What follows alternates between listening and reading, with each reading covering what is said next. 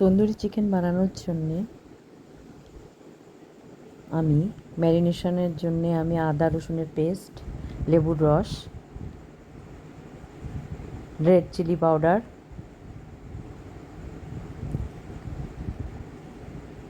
কাশ্মীরি লাল red chilli powder, গোলমরিচের গুঁড়ো দিয়ে ভালো করে মেখে নিতে হবে। প্রতিটা চিকেনের গায়ে ভালো করে মাখিয়ে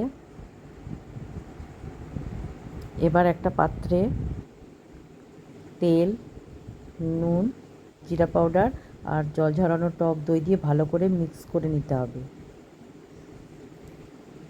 30 মিনিট এটাকে রেস্ট দিতে হবে।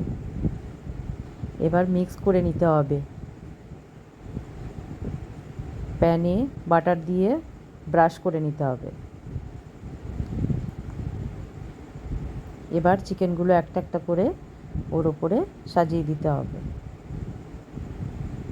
ঢাকা দিয়ে কিছুক্ষণ রেখে এবার উল্টিয়ে পাল্টিয়ে দিতে হবে।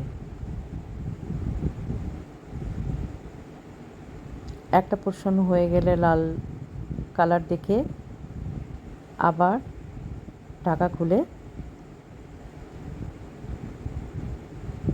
চিকেন তন্দুর হয়ে গেছে, রেডি।